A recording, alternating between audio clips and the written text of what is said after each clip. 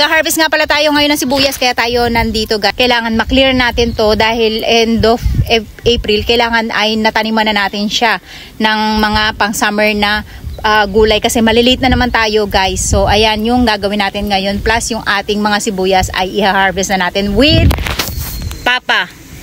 Ay, sino nakita ko naglalakad?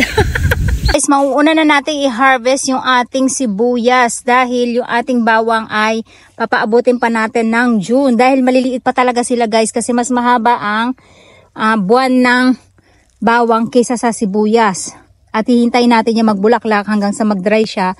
Doon natin malalaman na pwede na yung ating bawang. So mga June pa yan guys dahil kung makikita nyo payat pa sila. At nagbunot nga ako ng isa, wala pa siyang bawang na nabubuo sa ilalim, napakaliit pa. Start na tayong magtanggal ng mga pinagtaniman at pinaglinisan. Kasi guys, mag-uulan bukas. Kaya hindi natin sa pwedeng patagalin. Kung mukhang maliliit pa, baka isira natin.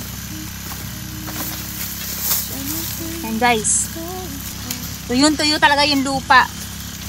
Which is maganda kasi yun ang gusto ng sibuyas, yung tuyong-tuyo. May lalaki pa siya talaga guys. Ayan o. Oh my gosh. Ang ganda guys. Kaya alam may mga bato-bato. Ayan o. Pero ito yung maganda ipamigay. Yung sa ating kapitbahay. Diba? Ang laki. Oh my gosh. Ang ganda guys. Look at that. Ang hirap magbunot guys kapag katuyo yung lupa. Pero ang maganda ang result ng ating sibuyas.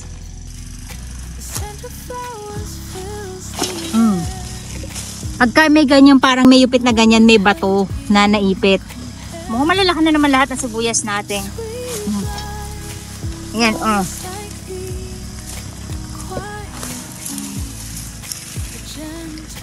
Guys, sobrang lalaki, grabe.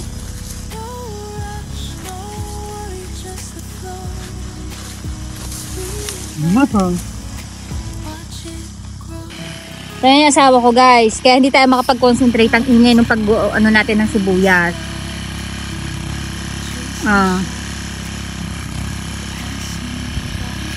Diba? Pinakakalbo na muna natin yung mga damo-damo. Tapos ito, tatastasin na natin.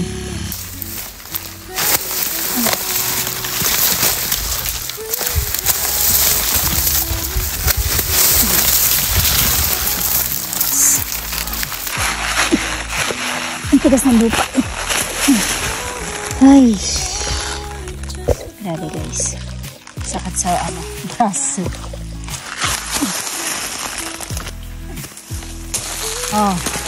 Pinakamalaki. Nabunot natin. Malaki pala talaga sila lahat. Since gumanda kasi yung panahon guys, gumanda rin yung ani natin. Pagka maulan, pangit to, lamog yung part na to.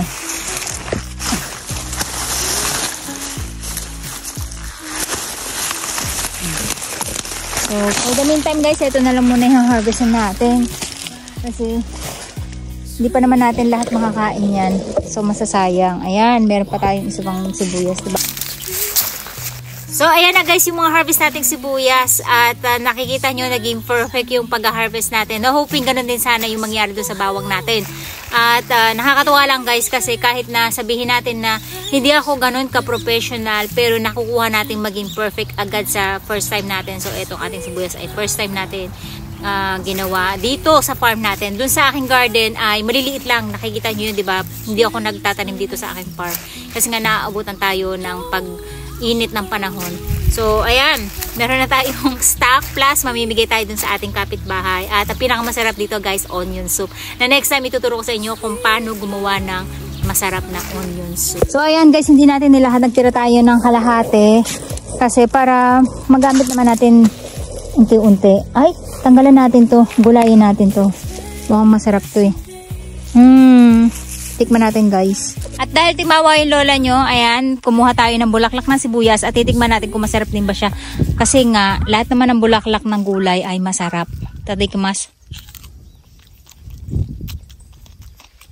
Matamis. Lasa rin siyang sibuyas, pero matamis.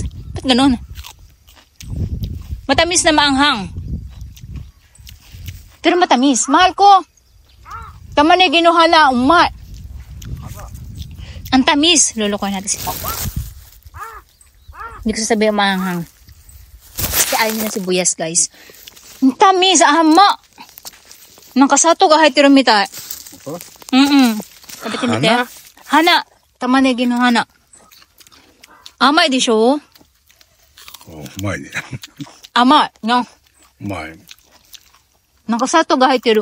Pero matamis talaga siya sobra, guys. Sobrang tamis niya. Para na siyang mansanas. Kaso, maanghang. Demo? Karay. Kaso maanghang. Di ko sinabing maanghang. Sobrang anghang niya, guys. Parang kumakain ng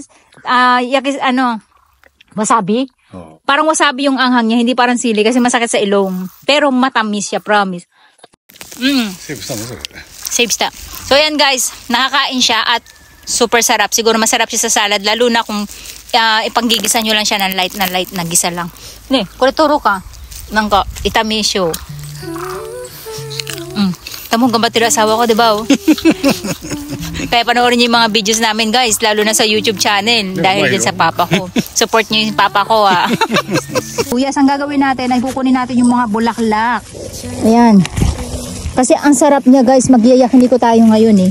Kaya saktong-sakto siya pang yakiniko.